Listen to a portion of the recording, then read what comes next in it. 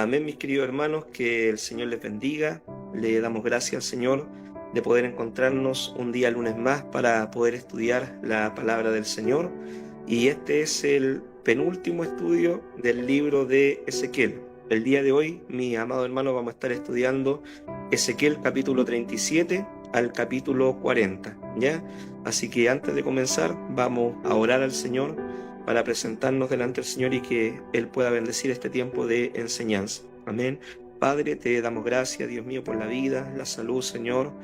Gracias, Padre, por este tiempo que podemos reunirnos para aprender un poco más de la palabra, para ser formados, Señor, por medio del consejo de la palabra. Abre nuestra mente, entendimiento, corazón, que lo que podamos estudiar el día de hoy lo podamos entender y lo podamos poner por obra, Señor, con tu ayuda, con la ayuda de tu Espíritu Santo. En el nombre poderoso de Jesús pedimos todo tu bendición. Amén y amén.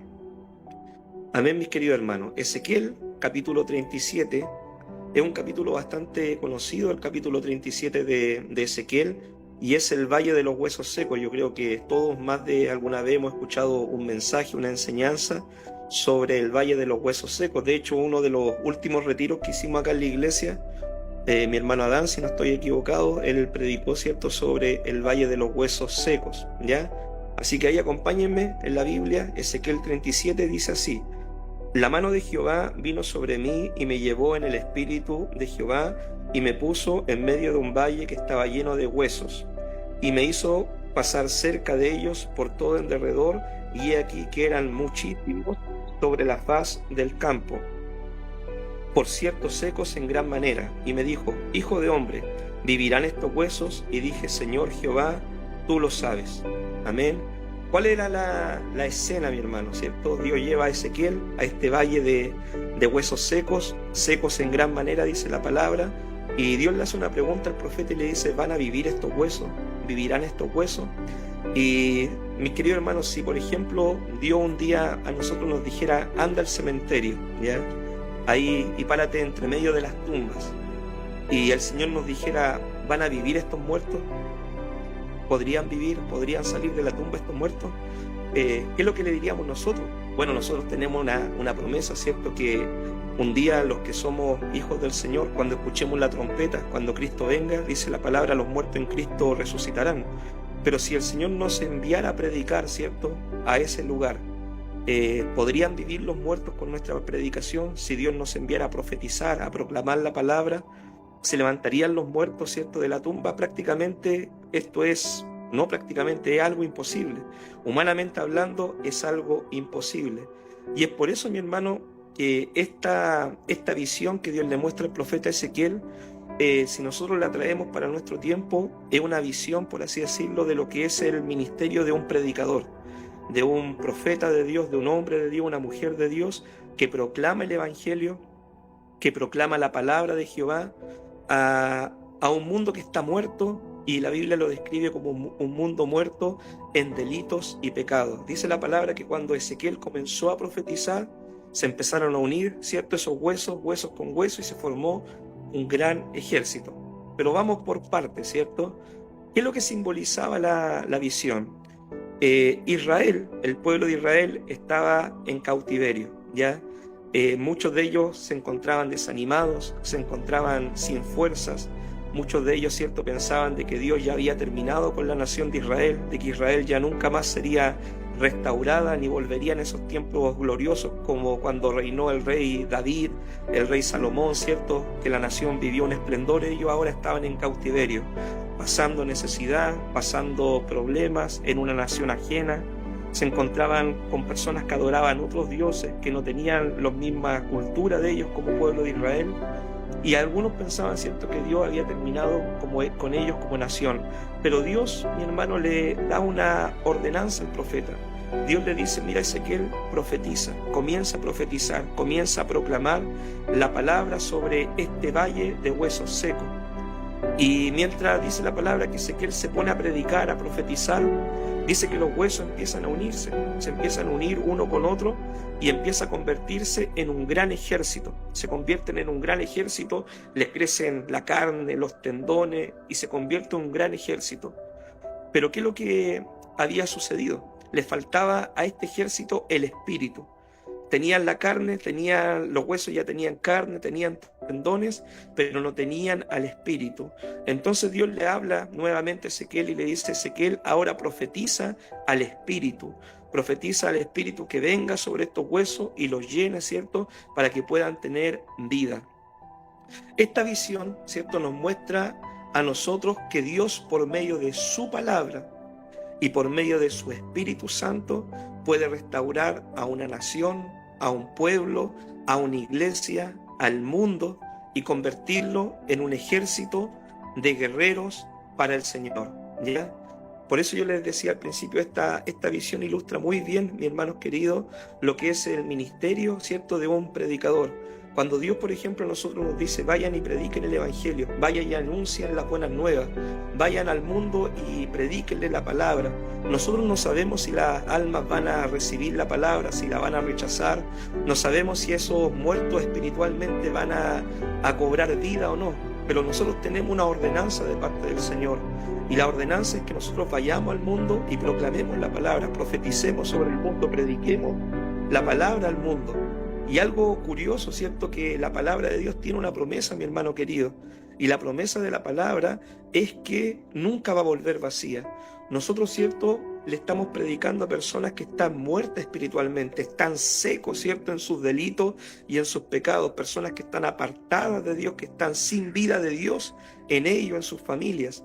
Pero mientras nosotros predicamos la palabra, proclamamos el Evangelio, Dios puede tomar, ¿cierto?, esa predicación y puede empezar a darles vida ya a aquellas personas que están muertas espiritualmente.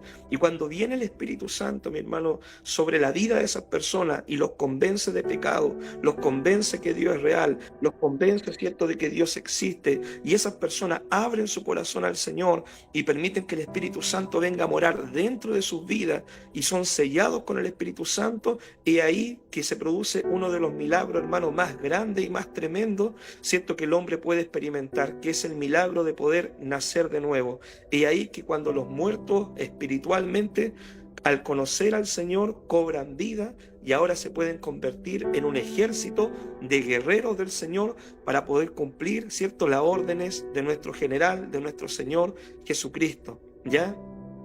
El mundo, mis queridos hermanos, el mundo está muerto en delitos y pecados. Así lo describe la palabra del Señor en la epístola de Romanos. El hombre está en delito y pecado, el hombre está apartado de Dios, el hombre está destinado a una perdición, el hombre está enemistado con Dios. Todos esos son términos que describen cuál es la condición y la realidad espiritual del ser humano frente al Señor. El hombre, ¿cierto?, está alejado del Señor desde ese primer pecado que cometieron Adán y Eva, ¿cierto?, que cuando ellos huyeron de la presencia del Señor y se escondieron, desde ese día en adelante todos los hombres, ¿cierto?, nacen apartados del Señor y nacen, ¿cierto?, alejados de Dios. Pero nosotros, por medio de la predicación del Evangelio, por medio de proclamar la palabra del Señor, Dios nos pide a nosotros que restauremos aquellas vidas, que volvamos a traer esas vidas al Señor.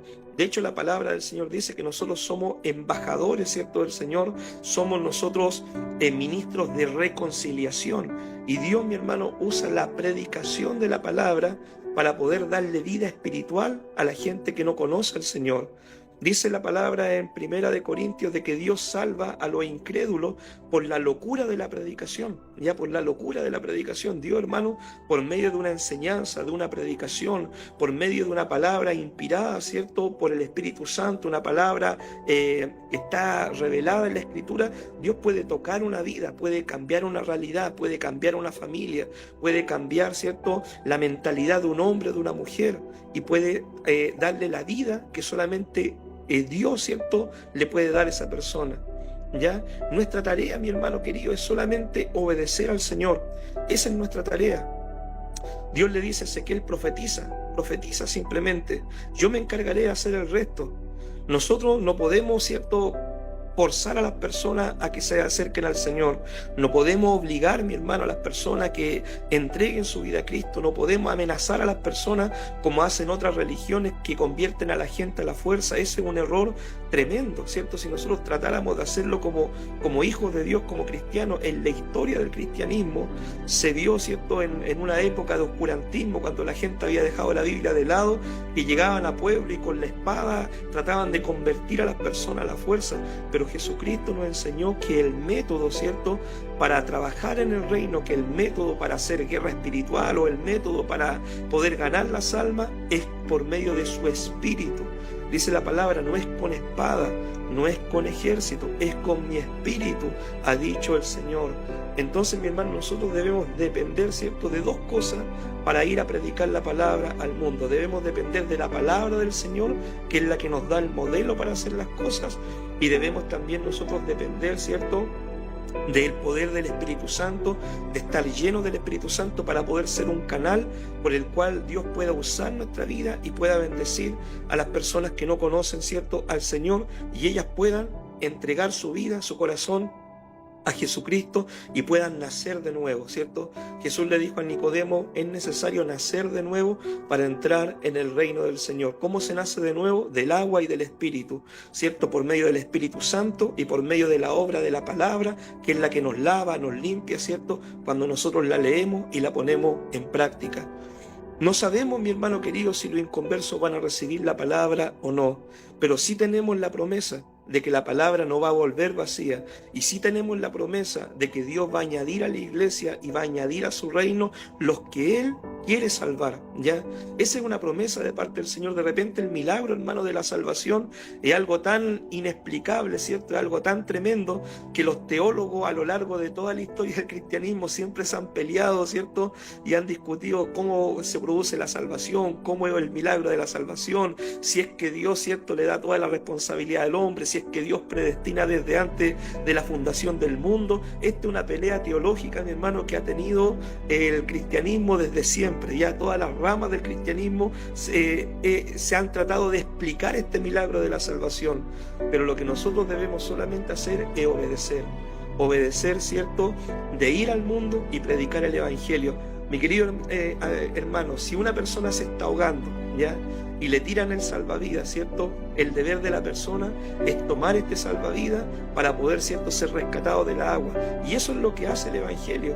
Nosotros vamos a un mundo que se está ahogando, ¿cierto?, en problemas, en dificultades, en enfermedades, en problemas matrimoniales, en situaciones económicas, en depresión, en querer quitarse la vida. Vamos a ese mundo, le tiramos el salvavidas de la salvación y ellos, ¿cierto?, si lo toman, se van a salvar. Si aceptan a Cristo como Señor y Salvador, van a nacer de nuevo, ¿cierto? Y Dios va a empezar a hacer una obra tremenda en sus vidas. La promesa de Dios, mi hermano, es que el trabajo en el reino, ¿cierto?, siempre trae una recompensa. Y la palabra predicada, ¿cierto?, la palabra de Dios, lo que corresponde, ¿cierto?, nunca va a volver vacía. Siempre la palabra va a dar su fruto en su tiempo. Cuando Jesús dice, ¿cierto?, vayan al mundo y prediquen la palabra, es como un sembrador. Él puso este ejemplo también, de que cuando vamos a sembrar nos encontramos con diferentes tipos de terrenos, pero hay terrenos duros, terrenos con espinas, terrenos con piedra, y hay buena tierra. Nosotros, mi hermano, no podemos conocer el corazón de la gente, si el corazón es duro, si el corazón es blando, si el corazón tiene espinas, si el corazón tiene piedra. Nosotros vemos solamente por fuera la apariencia, ¿cierto?, de las personas, pero nosotros debemos sembrar la palabra indiscriminadamente y predicarle a todo el mundo, ¿ya? Y Dios, en el que quiera hacer la obra y el que abra su corazón, Dios lo va a tocar y va a hacer este milagro de la salvación. Nuestra tarea es predicar. La tarea de la persona, ¿cierto?, es la de aceptar el mensaje, y la tarea de Dios es salvar, ¿cierto?, las almas que reciban su palabra. Dios llena las vidas con su Espíritu Santo. Mire lo que dice la palabra en Ezequiel 37, versículo 9-14. Dice así: y me dijo, profetiza al Espíritu, profetiza, hijo de hombre, y di al Espíritu, así ha dicho Jehová el Señor, Espíritu, ven de los cuatro vientos, sopla sobre estos muertos y vivirán. Profeticé como me había mandado, y entró el Espíritu en ellos, y vinieron y estuvieron sobre sus pies un ejército grande en extremo. Me dijo luego, hijo de hombre, todos estos huesos son la casa de Israel. He aquí ellos dicen, nuestros huesos se han secado, ha perecido nuestra esperanza, y somos todo y somos del todo destruidos. Por tanto, profetiza y dile, así ha dicho Jehová el Señor, he aquí yo abro vuestros sepulcros, pueblo mío, y os haré subir de vuestras sepulturas y os traeré a la tierra de Israel. Y sabréis que yo soy Jehová cuando abra vuestros sepulcros y os saque de vuestras sepulturas, pueblo mío, y pondré mi espíritu en vosotros y viviréis y os haré reposar sobre vuestra tierra. Y sabréis que yo soy Jehová, hablé, dice Jehová. Amén. Cuando Ezequiel, ¿cierto?, profetiza a estos huesos, se arma el ejército, pero le faltaba algo. Le faltaba el espíritu, ¿cierto? El espíritu que da vida, ¿ya? Cuando Dios creó al hombre en el huerto del Edén, ¿qué es lo que dice? Dice que de la tierra, ¿cierto?, el Señor formó al hombre y sopló, ¿cierto?, en su nariz aliento de vida, sopló el espíritu. Y ahí el hombre, ¿cierto?, se pudo convertir en un ser viviente, ¿ya? El hombre está compuesto por cuerpo, ¿cierto?, que es la parte material, el alma, ¿cierto?, que es la parte de nuestras emociones, de nuestra personalidad, y el espíritu, que es la parte que nos conecta con Dios, ¿cierto? En la teología eso se llama ser tripartito, ¿ya? El apóstol Pablo también habló de esto y dice, sean bendecidos todos ustedes en cuerpo, alma y espíritu, ¿cierto? El Señor los guarde, cuerpo, alma y espíritu. Entonces, mi hermano, este ejército, ¿cierto?, que se había armado por medio de la profecía de Ezequiel, estos huesos que habían cobrado vida, les faltaba algo, les faltaba el espíritu en sus vidas. Ahora Dios le da una nueva orden al profeta y le dice, profetiza el espíritu, que venga sobre ellos y que los convierta en un ejército lleno con la vida del espíritu, ¿ya? Y Dios promete que asimismo va a restaurar Israel y ellos volverían, ¿cierto?, a su tierra. Como dijimos en el principio, muchos habían perdido la esperanza de que el pueblo se restaurara o volviera a su tierra, o pensaban que Dios lo había dejado, pero Dios, ¿cierto?, tenía un plan mayor para el pueblo de Israel, que era restaurarlo y que ellos volvieran después de ese periodo de disciplina, de estar 70 años cautivos en Babilonia, ellos volvieran a su tierra como un ejército, ¿ya?, para poder seguir cumpliendo el plan del Señor. Nosotros, mi hermano, si traemos la palabra para nuestro tiempo, ¿cierto? Una aplicación para nosotros es que nosotros como cristianos siempre debemos buscar la llenura del Espíritu Santo en nuestra vida. A todo esto, ser lleno del Espíritu Santo es un mandato, es una orden para nosotros los creyentes. Pablo dice, no se embriaguen con vino, en lo cual hay disolución, antes sean llenos del Espíritu Santo.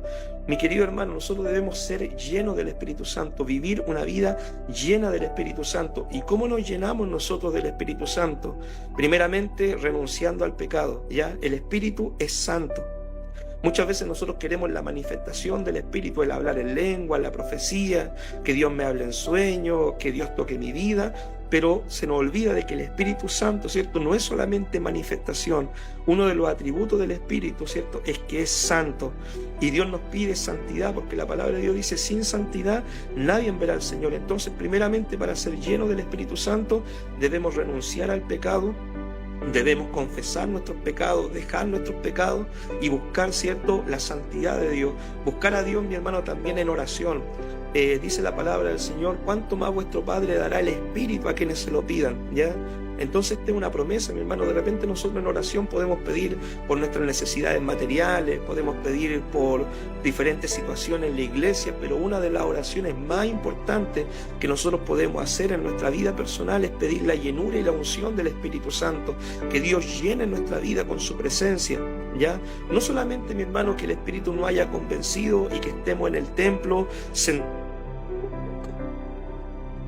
como buenos cristianos, nuestra vida con su presencia, con su unción, que nuestra copa esté rebosando, como dice el Salmo, ¿cierto? Y cómo podemos nosotros llenarnos también. Mi hermano querido, de lo que tú te alimentas es de lo que tú te vas a llenar, ¿ya? Si, por ejemplo, tú te alimentas de telenovelas, tú te alimentas de series, tú te alimentas de películas, tú te alimentas de música mundana, ¿ya? De eso va a estar llena tu vida, y de lo que esté llena tu vida va a hablar tu boca también, ¿ya?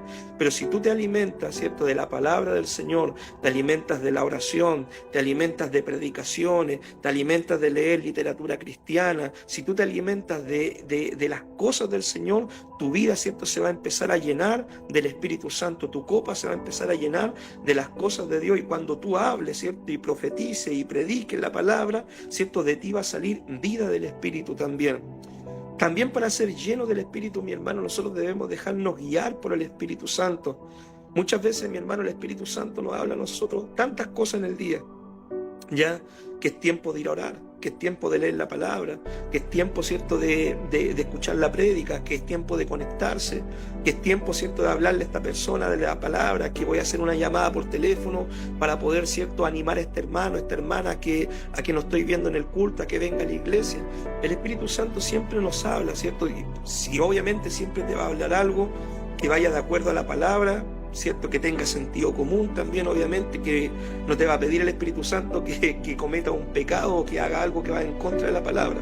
Entonces, cuando tú te dejas guiar por el Espíritu Santo, tú empiezas, ¿cierto?, a ser lleno del Espíritu Santo, empieza tu vida cristiana a ser controlada por el Espíritu Santo, ¿ya? Entonces, mi hermano, nosotros debemos buscar esta llenura. Cuando nuestra vida está llena del Señor, podemos convertirnos, ¿cierto?, en un verdadero ejército de guerreros de Dios para seguir luchando la batalla de la fe y conquistando al mundo para Jesucristo por medio de la predicación ungida con el Espíritu Santo. Así que, mi querido hermano, este es el desafío. Este es el desafío, que nuestra iglesia local, que nosotros como creyentes podamos alinearnos con Dios, obedecer al Señor por medio de su palabra, buscar la llenura del Espíritu Santo, pero no solamente, mi hermano, para hacer un ejército que estemos bien vestidos, bien bonitos dentro de un templo, sino que tengamos un propósito. ¿Y cuál es el propósito que Dios nos dejó?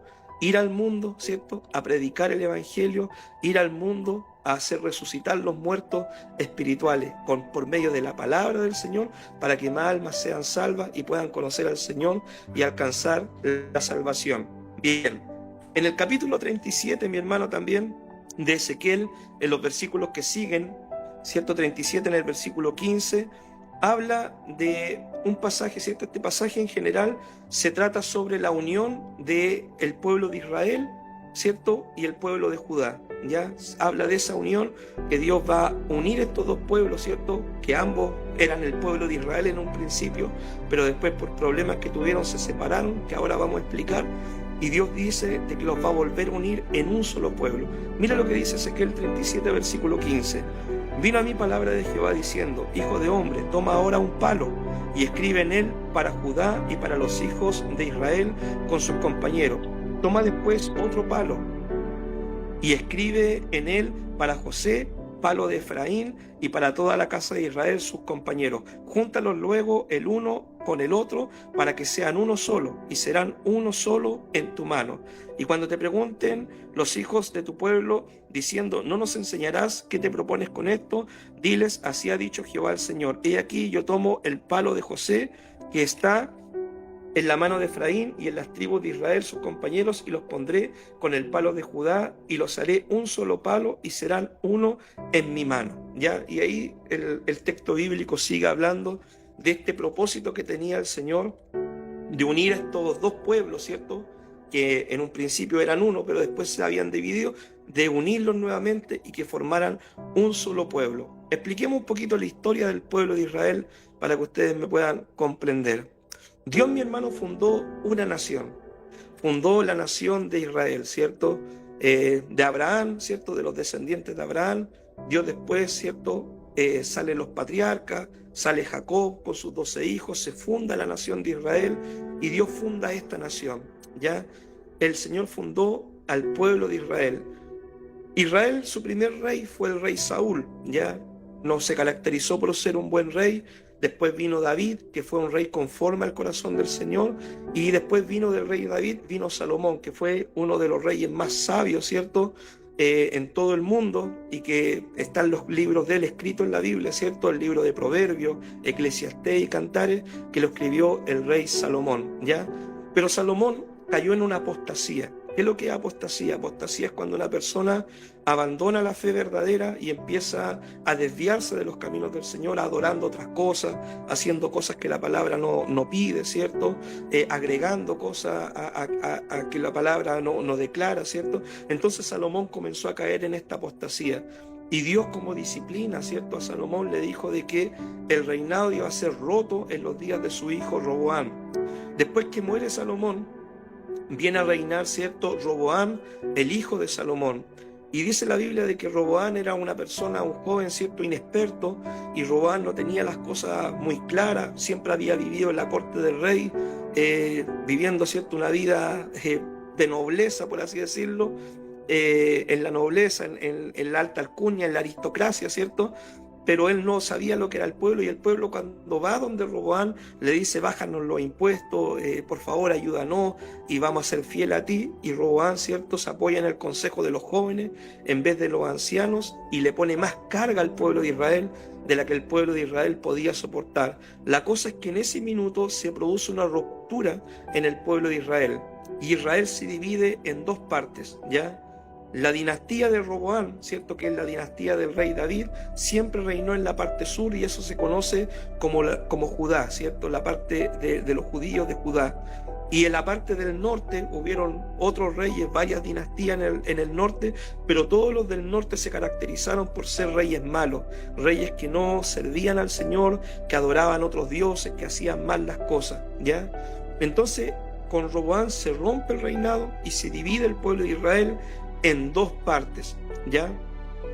En el año 722 aproximadamente, la parte del norte, ¿cierto?, que se conoce como Israel, fue llevado por asirios, fue esparcido por los asirios en diferentes lugares, y los israelitas que habían quedado se mezclaron con otras tribus que había, ¿cierto?, y se perdió, por así decirlo, esa identidad que ellos tenían como pueblo de Israel. En el año 586, ¿cierto?, la parte del sur, Judá, fue llevada cautiva a Babilonia, que es la parte que nosotros explicamos delante, que estuvieron cautivos 70 años en Babilonia, y ellos, ¿cierto?, después de ese proceso de disciplina, volvieron, ¿cierto?, a su tierra, a la tierra de Judá, para poder empezar a tratar de hacer bien las cosas ahora, ¿ya?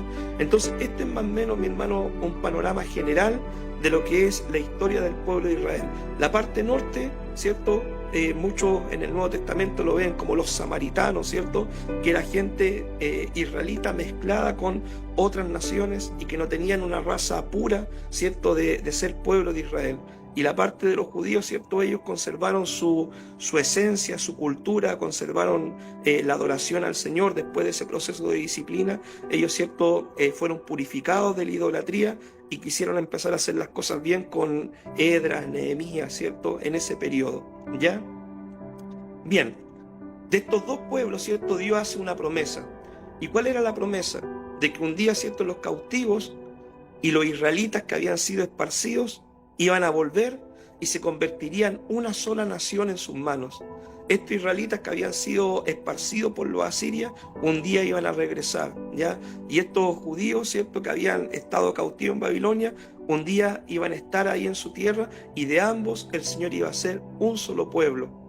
Dios tiene el propósito, ¿cierto?, de que el pueblo de Israel sea uno solo. Y esto nosotros lo vemos claramente en el libro de Apocalipsis, ¿ya?, en el Nuevo Testamento, ya cuando el Señor le muestra a los 12.000 sellados de las tribus de Israel. Y Dios le muestra 12.000 sellados de la tribu de Isaacar, de Zabulón, de las diferentes tribus, ¿cierto? Entonces la Biblia nos presenta un panorama de restauración en la nación de Israel, de que un día Dios va a reunir, ¿cierto?, las 12 tribus y las va a restaurar plenamente y van a formar un solo pueblo. Esto tiene un plan en el propósito del Señor, ¿cierto?, en el final de los tiempos. Y trayendo ahora la palabra para nosotros, para nuestro tiempo, para nosotros como iglesia, ¿cuál sería el principio de esto? ¿Ya? Es que Dios quiere formar un pueblo, mi hermano, un solo pueblo, de los diferentes cristianos, hijos de Dios, de las diferentes naciones, pero que todos hayan aceptado al Señor, ¿ya? Ese es el principio que Dios también nos quiere enseñar a nosotros. El Evangelio, mi hermano, es predicado a todo el mundo, en todas las naciones, argentinos, venezolanos, colombianos, peruanos, bolivianos, ¿cierto?, estadounidenses, de Inglaterra, de China, de todo lugar. El Señor quiere salvar a sus hijos, pero de todos los que salve, ¿cierto?, va a formar un solo pueblo, una sola nación, que es el pueblo del Señor. Y la epístola de Gálatas a nosotros nos habla de que por medio del sacrificio de Cristo ya no hay más judío, ni griego, ni gentil, ni esclavo, ni libre, sino que ahora todos somos uno en Cristo. Todo aquel, mi querido hermano, que ha aceptado a Jesucristo como Señor y Salvador en su vida, que se ha arrepentido de sus pecados, que ha entregado su vida al Señor, es parte del pueblo del Señor, ya que es su iglesia, que somos los hijos del Señor, ¿ya? ¿Y cuál es el principio, mi querido hermano, que sacamos de esta enseñanza? El poder de la unidad. mi hermano, yo rescataba este principio, el poder de la unidad. Un pueblo dividido, mi hermano, un pueblo dividido no es fuerte. Cuando, por ejemplo, nosotros vemos nuestra nación y vemos de que hay políticos de izquierda, de derecha, que se lo pasan peleando, que no toman acuerdos nunca, que ellos nunca, ¿cierto?, quieren, por ejemplo, cuando los de izquierda sacan una idea buena, los de derecha pelean, los de derecha sacan una idea buena, los de izquierda pelean, y siempre está esa división, el país al finalmente el que no avanza, ¿ya? El país el que no avanza. Entonces, un pueblo dividido nunca será fuerte. Jesucristo lo dijo muy claramente, mi hermano querido, ¿ya? Jesucristo dijo, una casa dividida no puede prevalecer, un reino dividido contra sí mismo no puede avanzar. Entonces, esta palabra nos enseña a nosotros el poder de la unidad. Debemos ser un solo pueblo. ¿Por qué? Porque Dios de todos los hijos quiere formar un solo pueblo, su iglesia, sus escogidos, ¿ya? Un pueblo dividido, mi hermano, no puede avanzar más allá, no puede tener visión más allá de crecimiento. En una iglesia, mi hermano, si nosotros nos dividimos en grupos, ¿cierto? Que yo apoyo esto, que yo apoyo lo de acá, que yo no respaldo lo de acá, y formamos un sectarismo dentro de la iglesia, no vamos a poder nunca crecer y avanzar, ¿cierto? Como pueblo del Señor. Lo que sí nosotros debemos formar son equipos, ¿cierto? Que nos dediquemos a trabajar en el reino en unidad para hacer crecer juntos entre todos el reino de los cielos. Eso sí nosotros debemos preocuparnos y poder nosotros comprometernos en la unidad de la iglesia, evitando, ¿cierto?, el chisme, las murmuraciones, evitando, ¿cierto?, las críticas malintencionadas, evitando, ¿cierto?, la falta de amor, los desaires, todas esas cosas que pueden romper la unidad de la iglesia. Nosotros debemos trabajar, mi hermano, en unidad, ¿cierto?, y trabajar por la unidad de la iglesia para que juntos podamos avanzar y crecer como una iglesia, ¿cierto?, conforme al corazón del Señor. Un pueblo dividido, mi hermano, no refleja el ideal de Dios. Imagínense que el Señor en Juan 17, la oración que más hizo fue que nosotros pudiéramos ser uno para que el mundo nos viera y creyera. Si la gente llega a una iglesia y ve de que cada uno tira por su lado, que todos están peleados, que unos hablan mal de los otros, que los otros hablan mal de los otros, que hay pelea, hay rivalidades, hay favoritismo en la iglesia y cuántas cosas que no representan el corazón del Señor, la gente así nunca se va a querer convertir ni va a querer ser parte de una iglesia de esa forma. Pero si ellos, por ejemplo, ven una iglesia que trabaja en unidad, donde hay respeto, donde hay preocupación los unos por los otros, donde hay un cariño, donde si hay alguien que está pasando una necesidad se le ayuda, donde hay una preocupación, donde los hermanos hablan bien de los pastores, donde los pastores hablan bien de los hermanos, ¿cierto? Donde juntos trabajamos en unidad, ellos van a querer, ¿cierto?, ser parte de esa iglesia, porque esa iglesia refleja el corazón del Señor. Es por eso, mi hermano, que Jesús hizo esta oración en Juan 17, que seamos uno. Y es por eso que Pablo dijo, ¿cierto?, que en medio de la iglesia no podían haber grupitos, ¿cierto?, que tiraran cada uno por su parte. Cuando Pablo dijo, algunos dicen soy de Pablo, soy de Apolo, soy de Cefa, dice, no, hermano, nosotros somos del Señor, ¿ya? Nosotros acá somos, ¿cierto?, de Jesucristo. Nuestra iglesia, la iglesia de Dios, ¿cierto?, es del Señor, ¿ya? Entonces nosotros debemos apoyar la obra del Señor, crecer juntos en la obra del Señor como iglesia local, pero también, mi hermano querido, nosotros formamos parte de una denominación, ¿ya? Formamos parte de la Iglesia de Dios, Misiones Mundiales, y entre todas las iglesias de esta región, de este distrito, ¿cierto?, de Chile y del mundo que somos parte de nuestra misión, debemos seguir trabajando unidos para hacer crecer el reino de los cielos, seguir alcanzando almas, predicando el Evangelio, haciendo la obra del Señor, apoyando a los líderes, participando en las actividades. Yo, por ejemplo, mi hermano, a todo esto, a manera de comentario, me gocé mucho, mi hermano, de que gran parte, 15 hermanos, ¿cierto?, de nuestra iglesia, o quizás más, fuimos a esta convención regional a poder escuchar la palabra, a gozarnos, y los hermanos que fueron, mi hermano, yo sé que se gozaron también con todo lo que se hizo allí, ¿cierto?, en esta convención. Así que, mi hermano, siempre trabajemos en ese espíritu de unidad, en ese espíritu de hermandad, ¿ya? Y evitemos, mi hermano, las divisiones, los chismes, las peleas, los comentarios malintencionados, las cosas que puedan herir a nuestros hermanos. Evitemos siempre eso. Y, hermano querido, si nos hemos equivocado, ¿ya? O si, por ejemplo, yo tengo algo contra mi hermano, o si yo dije algo que a mi hermano me pareció mal, ¿cierto? Siempre podamos reconciliarnos y podamos, ¿cierto?, perdonarnos y podamos seguir trabajando, mi hermano, en unidad, porque la idea, ese es el ideal de Dios, que así como Él nos perdonó a nosotros, nosotros también podamos perdonarnos lo uno a lo otro y seguir avanzando en su reino. En la unidad está la fuerza. Y hay un principio, mi hermano, que se llama el principio de la sinergia. Que, por ejemplo, si yo como persona, un ejemplo solamente, puedo levantar 50 kilos, ¿ya? Y hay otra persona que puede levantar 50 kilos. Si nosotros nos unimos, mi hermano, yo con esa persona, ¿cuánto cree usted que nosotros vamos a poder levantar? Lo lógico quizás sería, vamos a levantar 100 kilos. Pero ¿sabía usted que no? ¿Sabía que si yo me uno con esa persona, podemos levantar quizás 150 kilos, 130 kilos? Podemos levantar un poco más si ambos ponemos de nuestra parte. Ese es el principio de la sinergia, mi hermano, que si nosotros nos unimos, mientras más unidos somos, más fuertes somos.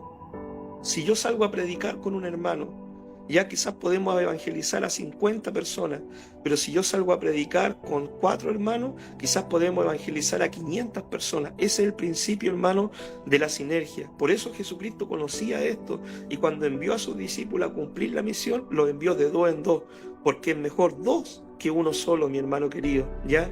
Y en el reino de los cielos no hay lugar, mi hermano, no hay lugar para llaneros solitarios, no hay lugar para personas que quieran hacer la obra sin pensar en los demás o para superhéroes que trabajen solos. El reino de Dios necesita equipos de personas que trabajen en unidad para hacer crecer el reino de los cielos. Amén. Así que, mi hermano, oremos siempre por la unidad de la iglesia. Preocupémonos, ¿cierto?, por siempre conservar la unidad de la iglesia. Quizás si es que tenemos alguna diferencia en algo, digámoslo, pero siempre con respeto, con amor, con cariño y buscando, procurando, ¿cierto?, el bien mejor para la iglesia. Y cuidemos siempre nuestras actitudes, nuestras palabras. Aún, mi hermano, los chistes que hacemos muchas veces, que de repente uno puede tener un humor medio sarcástico, ¿cierto?, y tirar un chistecito, pero puede ser que la persona que lo escucha no sea del agrado de la persona, ¿ya? Entonces, aún en esas cosas, en esos detalles, mi hermano pequeño, debemos nosotros cuidarnos para no ser de tropiezo para nuestros hermanos. Amén. Bien, mi hermano querido, el capítulo 38 y el capítulo 39 de Ezequiel, se lo voy a dejar para tarea para la casa, para que usted lo lea. Bueno, y ahí, ¿cierto?, después hablamos sobre qué es lo que trataba este capítulo. Pero yo me quiero enfocar ahora en el capítulo 40 de Ezequiel, mi hermano, ¿ya?, que nos habla de la visión del templo. Y vamos a leer del versículo 1, capítulo 40 de Ezequiel, versículo 1 al 9. Dice así: en el año 25 de nuestro cautiverio, al principio del año, a los 10 días del mes, a los 14 años después que la ciudad fue conquistada, en aquel mismo día vino sobre mí la mano de Jehová y me llevó allá en visiones de Dios, me llevó a la tierra de Israel y me puso sobre un monte muy alto, sobre el cual había un edificio parecido a una gran ciudad hacia la parte sur. Me llevó allí, y he aquí un varón cuyo aspecto era como el aspecto de bronce, que tenía un cordel de lino en su mano y una caña de medir, y él estaba a la puerta. Y me habló aquel varón diciendo: hijo de hombre, mira con tus ojos, oye con tus oídos, y pon tu corazón todas las cosas que te muestro, porque para mostrártelas has sido traído aquí. Cuenta todo lo que ves a la casa de Israel. Y aquí un muro fuera de la casa, y una caña de medir la que el varón tenía en la mano era de 6 codos, de codo y palmo menor. Midió el espesor del muro de una caña y la altura de otra caña. Después vino a la puerta que mira hacia el oriente y subió por las gradas y midió un poste de la puerta de una caña de ancho y el otro poste de otra caña de ancho. Y cada cámara tenía una caña de largo y una caña de ancho, y entre las cámaras había 5 codos de ancho, y cada poste de la puerta junto a la entrada de la puerta por dentro una caña. Bueno, todo este capítulo, mi hermano, ¿cierto? ¿Qué es lo que sucede? Dios le muestra a Ezequiel una visión del templo, ¿ya? Dios le muestra al profeta Ezequiel una visión del templo, y ahí dice que medían con una caña, ¿cierto? Una caña, mi hermano, en ese tiempo se ocupaba, era una medida, ¿ya? Era una medida, una caña que se ponía en las paredes cuando se construía, ¿cierto? Se medía un palmo, por ejemplo, ¿cierto? Un palmo de la mano, ¿cierto? Son medidas. Nos habla esta palabra de que Dios le muestra al profeta Ezequiel un templo que tenía medidas. Dios le muestra, ¿cierto?, esta visión al profeta de este templo. Debemos recordar, mi hermano, de que el templo, ¿cierto?, había sido destruido, ¿ya? Y este templo, ¿cierto?, le muestra a Ezequiel, este templo que Dios le muestra a Ezequiel, no ha existido, ¿cierto?, hasta el día de hoy, ¿ya? El templo de Israel había sido destruido, el tabernáculo, ¿cierto?, ya antes había sido reemplazado por el templo ya no estaba, ¿cierto? Cuando los babilónicos tomaron, ¿cierto?, la ciudad de Jerusalén, ya destruyeron el templo. Después, en los tiempos de Cristo, ¿cierto?, cuando el templo ya fue reconstruido, cuando volvieron los judíos, no era este templo, ¿cierto?, que nos habla la palabra en Ezequiel. Algunos creen, mi hermano, de que esta visión de este templo se puede tratar del tercer templo que le llaman a algunos, que va a ser el templo que van a construir los judíos en este tiempo, antes, ¿cierto?, del arrebatamiento de la iglesia, ¿ya? Otros piensan que puede tratarse del templo del milenio, que durante los 1000 años, ¿cierto?, que va a reinar el Señor, puede que esté este templo ahí en el milenio, ¿ya? Lo cierto, mi hermano, es lo siguiente, que Ezequiel ve el templo y que Dios, ¿cierto?, está en este templo y que todo este templo tiene un orden. Ya todo estaba por medida, ¿cierto? Usted lo leyó ahí. Cada cosa tenía un orden, las cámaras dispuestas, las ventanas dispuestas, las puertas dispuestas, los postes dispuestos, y todo tenía una medida y todo tenía un orden. ¿Cuál es el propósito, mi hermano querido, de la visión? Dios le muestra a Ezequiel, ¿cierto?, que todo en el templo tiene una medida específica, ¿ya? Cada elemento del templo está perfectamente diseñado como corresponde. Y esto nos da un principio a nosotros, mi hermano, de que Dios es un Dios de orden, ¿ya? Y que a Dios nosotros no le podemos adorar como se nos antoja.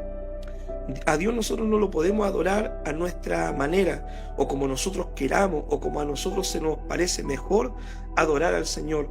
En la Biblia, ¿cierto?, que es la medida para el cristiano, la Biblia nos muestra un diseño de cómo nosotros debemos adorar al Señor. Por ejemplo, la palabra de Dios dice: levantad manos santas sin ira ni contienda, ¿ya?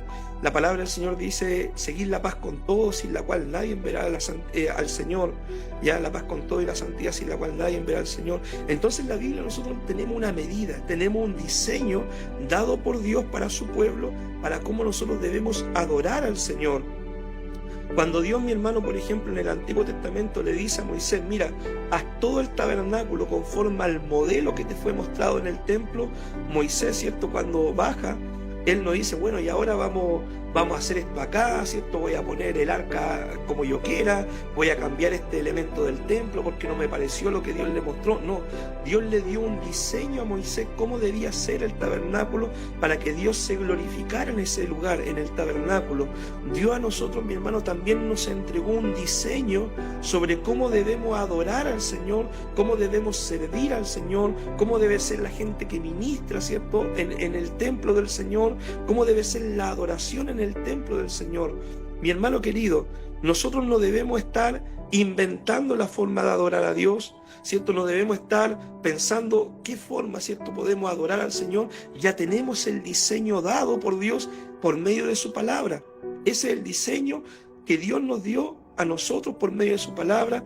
Dios, mi hermano, ya nos entregó la visión que Él tiene para su pueblo, nos entregó el diseño, ¿cierto?, de adoración que nosotros debemos realizar como cristianos, nos entregó las tareas, las asignaciones, cómo debemos nosotros realizar el trabajo, nos entregó las directrices para escoger los líderes en la iglesia, ¿cierto?, quiénes son los que van a ministrar dentro del templo. Entonces Dios nos dejó un diseño por medio de su palabra. Mi hermano, estos diseños nos muestran de que Dios es un Dios de orden, un Dios detallista y a un Dios que le gusta la excelencia.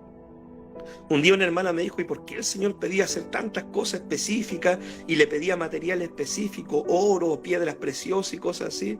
Yo le dije: bueno, porque todo el tabernáculo que ellos estaban construyendo acá en la tierra era un reflejo, ¿cierto?, del verdadero tabernáculo que estaba en los cielos, y ellos debían imitar el modelo como Dios se lo había mostrado ya en el monte a Moisés.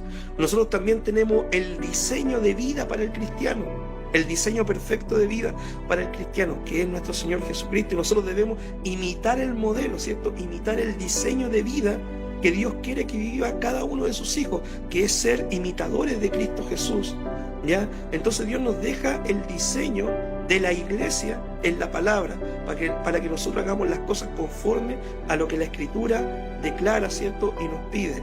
En el Antiguo Testamento Dios habló cómo debía ser la adoración. En el Nuevo Testamento Dios también nos habla, ¿ya? Porque no podemos adorar a Dios, mi hermano, como se nos antoja o como nosotros creamos que debe ser las cosas.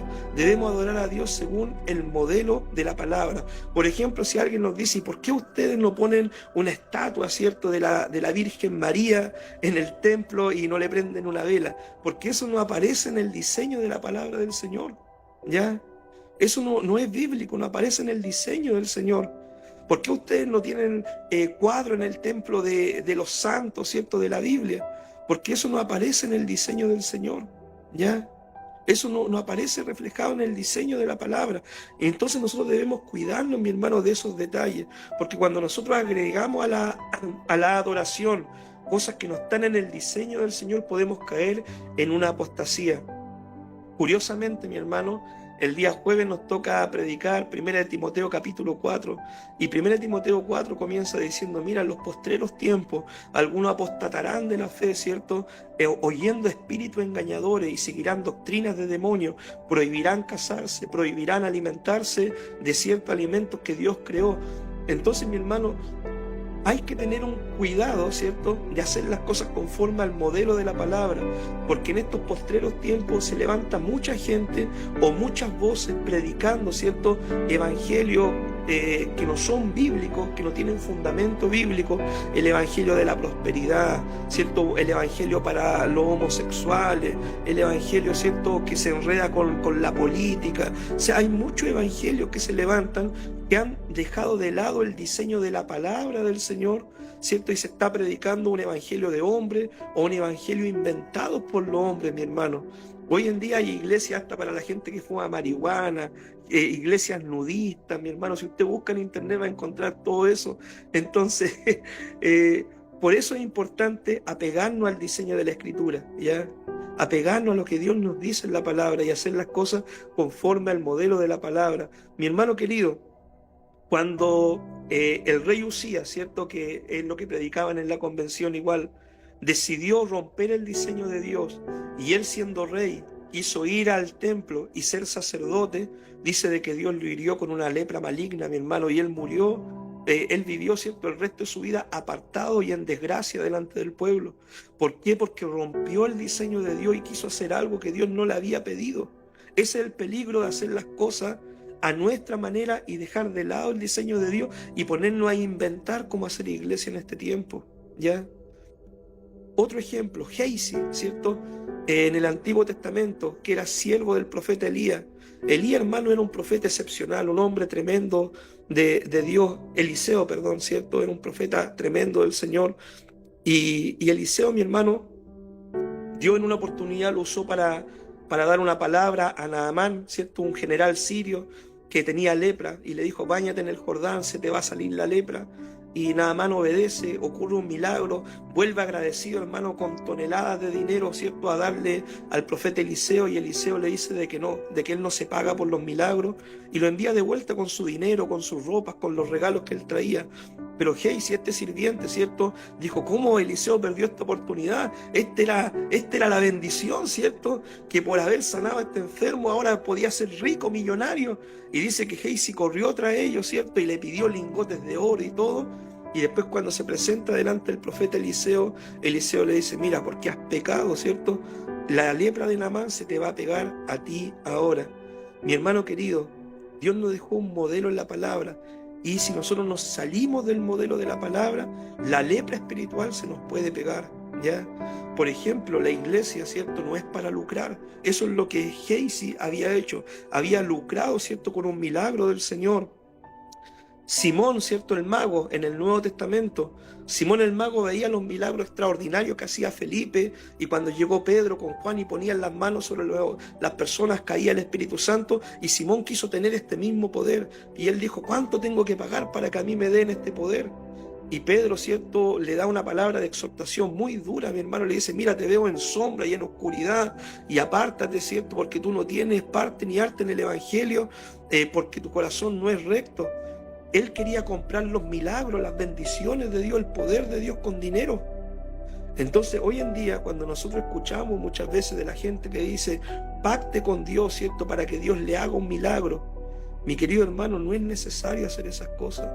No es necesario pactar con Dios o querer comprar un milagro, la sanidad de Dios. Señor, si tú me sanas, yo te voy a dar esto. Señor, si tú me haces este milagro, yo voy a dar esta ofrenda. O querer comprar, mi hermano, las cosas del Señor de esa forma. Eso es un error. La palabra de Dios nos muestra que es un error, ¿cierto? Ya, yo voy si me dejan predicar, si me dejan coordinar, yo voy a dar una ofrenda todos los meses a la iglesia. Es un error, mi hermano, es salirse del modelo de la palabra. Ya, querer comprar las cosas de Dios con dinero. Ya. Otro ejemplo, cuando Dios, mi hermano, le habla a Noé y le dice: mira, construye un arca, ¿cierto? Construye un arca, y Dios le da los diseños, la medida del arca. Noé, mi hermano, después que tiene la revelación de Dios, Noé no dijo: oye, ¿por qué no mejor construimos, en vez de un arca, ¿cierto?, ¿por qué no mejor construimos un tanque de guerra, ¿cierto?, y hagamos un tanque de guerra? No, mi hermano, Dios le habló a Noé y le dijo: constrúyeme un arca. Y en la obediencia está la ganancia. Noé construye el arca y fue salvo él con toda su casa. Si nosotros queremos ser salvos con nuestra familia, queremos ser salvos, ¿cierto?, con los que oyen la predicación del Evangelio, debemos construir el arca del Señor conforme al modelo que Dios nos dejó en la palabra, siguiendo las instrucciones de la palabra. Y de esto nos habla, ¿cierto?, esta visión. Hay un templo, mi hermano. Yo no le puedo decir si va a ser el tercer templo, si va a ser el templo del milenio, si va a ser el templo en el cielo, pero yo quiero hablar de que hay un templo que Dios tiene diseñado en su palabra para que nosotros hagamos las cosas conforme al modelo de la Escritura. Y tengamos mucho cuidado, mi hermano, en alejarnos, en caer en una apostasía en la palabra y empezar a agregar cosas a la palabra que la Biblia no dice, o empezar a quitar cosas que la Biblia, cierto, nos demanda. Tengamos mucho cuidado en eso, mi hermano querido, o empezar a torcer la revelación para acomodarla a mi forma de pensar, ¿cierto? Y porque esto me gusta, esto no me gusta. Una vez, mi hermano, yo vi algo muy tremendo en internet. Una pastora, ¿cierto?, iba y tomaba una página de la Biblia y decía: esta página a nosotros no habla de pobreza, esta página yo no la necesito en la Biblia. Y arrancaba, hermano, una hoja de la Biblia. Entonces, mi hermano, tengamos mucho cuidado con lo que vemos, lo que oímos, lo que escuchamos, de quién aprendemos. No todo lo que brilla es oro. Igual está el oro, ¿cierto?, de los ingenuos, mi hermano, ¿ya? Entonces analicemos todas las cosas, filtremos todo por el orden de la palabra. Por el orden de la palabra, mi hermano. Si está en la Biblia es porque Dios lo dijo y es porque se debe hacer y se debe cumplir. Si no tiene un fundamento bíblico, mi hermano, pongamos cuidado, pongamos, ¿cierto?, atención en esas cosas. No sea, mi hermano, que nos desviemos de construir un templo al Señor conforme al modelo de la palabra y terminemos construyendo una secta, terminemos construyendo, ¿cierto?, cualquier cosa en menos de un templo santo conforme al corazón del Señor, ¿ya? Esta es una visión de Dios, yo la tomo así, una visión de Dios para su iglesia, ¿ya? La visión, mi hermano, no es difícil de conocer cuál es el propósito de Dios para su iglesia. A mí, muchas veces yo veo en internet: va a acabar el año. Y yo veo en internet que la gente va a empezar a decir, los pastores: Dios me dio una revelación para el año 2025. Este va a ser el año de la restauración. Este va a ser el año de la cosecha. Este va a ser el año de profetizar. Este va a ser el año de las proezas. Este va a ser el año de los milagros. Mi hermano querido, no somos llamados a inventar una visión. La visión Dios ya la dejó instalada en su palabra. Vayan, prediquen el Evangelio a toda criatura, hagan discípulos, bauticen a los que creen, enséñenle todo lo que yo les he mandado. Yo voy a estar con ustedes todos los días hasta el fin del mundo. ¿Quiere una visión más también? Esta es la segunda parte de la visión de Dios. Amen a Dios sobre todas las cosas, ¿ya? Pónganlo en el primer lugar de su vida y ame también a su prójimo como a usted mismo. Esa es la visión de Dios, hermano, para el creyente. El gran mandamiento y la gran comisión. No es necesario que usted invente una visión. Si su visión, ¿cierto?, como como cristiano, como pastor o como líder, no tiene estos dos elementos, hermano, necesita urgentemente volver a leer la Biblia y analizar las palabras de Jesús en la Escritura. Porque esta es la visión que Dios le dio a la iglesia, la gran comisión y el gran mandato. Ya esas son nuestras asignaciones como creyentes. La visión, ¿cierto?, consiste en esto. Y el fondo, mi hermano, nosotros podemos cumplir esta visión de diferentes formas, ¿ya? Por ejemplo, podemos evangelizar, hermano, entregando tratados, predicando en las micros, haciendo actividades, eventos. El otro día conversaba con una pastora y decía que para el Día del Niño, ¿cierto?, se consiguió con un supermercado el estacionamiento y hizo, hermano, puso máquinas inflables, todos juegos para que los niños llegaran. Llegaron más de 100 personas al evento, les regaló, me parece, completo y todo el tema, ¿cierto? Y, hermano, la gente fascinada con eso, ¿ya? Hermano querido, hay múltiples formas de cumplir la visión de Dios, el evangelismo, ¿ya? Múltiples formas. Si usted quiere, salga a predicar persona a persona, predique por las redes sociales, predique entregando completo, mi hermano, no sé, pero predique, obviamente, ¿cierto?, siempre dentro del margen de la palabra, ¿ya? Entonces, mi hermano, hay múltiples formas de hacer las cosas, pero el fondo siempre va a ser el mismo: ganar almas para Cristo, ¿ya? Enseñar la palabra. Si usted quiere, hermano, podemos enseñar la palabra, ¿cierto?, desde los cultos, por internet, en el altar familiar, en su casa. Hay múltiples formas. El fondo siempre va a ser formar discípulos, ¿cierto? Formar cristianos conforme al corazón de Dios, siempre en el orden de la palabra, haciendo las cosas con orden, ¿ya? Entonces podemos adorar a Dios, hermanos, de múltiples formas, con batería. A algunos les gusta tocar bajo, a otros les gusta tocar, ¿cierto?, el acordeón. Hay múltiples formas para adorar al Señor, múltiples estilos para adorar al Señor, pero siempre la adoración debe ser para Dios, ¿cierto? Siempre ese va a ser el principio, adorar a Dios en espíritu y en verdad, también el principio, ¿ya? Entonces las formas cambian, el fondo nunca va a cambiar. Así que, mis hermanos queridos, para ir terminando ya el día de hoy, no debemos andar buscando nuevas visiones para nuestro templo o para la iglesia de este tiempo. Lo que sí debemos hacer es apegarnos a la visión de Dios, contextualizar la visión, obviamente, ¿cierto? Quizás los primeros cristianos, mi hermano, evangelizaban colocando un pescadito afuera de sus casas, el símbolo del pescado, ¿cierto? Cuando una persona quería saber si un hogar era cristiano, ellos colocaban en las puertas el símbolo de un pescado, ¿cierto? El que muchos tienen en los autos en el día de hoy, ¿ya? Y quizás nosotros no vamos a ocupar eso ya está desactualizado. Pero sí podemos buscar formas contextuales de poder evangelizar en este tiempo, ¿ya? Entonces, pero debemos cumplir la visión de Dios. Y si somos obedientes a Dios y somos obedientes a su palabra, vamos a ser una iglesia relevante en este tiempo, en Nueva Los Lobos, en Talcahuano, ¿cierto?, para las personas que nos conocen. Si seguimos el modelo de la palabra, ¿ya? Bien, mi hermano, hoy día hemos hablado de esto. Hemos hablado, ¿cierto?, de prepararnos para predicar el evangelio, ¿ya? Prepararnos para ir a predicarle a un mundo que está muerto en delitos y pecados. Y Dios va a hacer la obra. Hemos hablado, mi hermano, de el poder de la unidad, ¿ya? Que Dios quiere que seamos una iglesia unida, porque en la unidad Dios se glorifica, en la unidad hay más fuerza para seguir trabajando. Hemos hablado de que Dios tiene un diseño para su iglesia y que no ha cambiado, en más de 2000 años no ha cambiado, que es cumplir la gran comisión y cumplir el gran mandamiento. Amén. Así que Dios nos ayude a poder ser esa iglesia conforme al corazón del Señor en este tiempo. Oramos al Señor. Padre, te damos gracias, Dios, por este tiempo de enseñanza. Te pedimos, Padre, abre nuestra mente, corazón, para entender cada día tu palabra, para poder ponerla por obra, para poder obedecerla, aplicarla en nuestra vida. Señor, danos los métodos, la estrategia, los modos, las formas, Señor, para poder hacer tu voluntad, hacer tu obra. Tú dijiste, la mía es mucha, faltan los obreros, Padre, pero también queremos que tú, Señor, nos des las estrategias para poder llegar al mundo de una forma contextual, Señor, que ellos puedan escuchar el mensaje y poder ver una gran cosecha para la gloria y honra de tu nombre. Bendice, Dios, este tiempo de enseñanza, este tiempo de formación bíblica. En el nombre poderoso de Jesús pedimos todo. Amén y amén. Que Dios les bendiga, mis amados hermanos.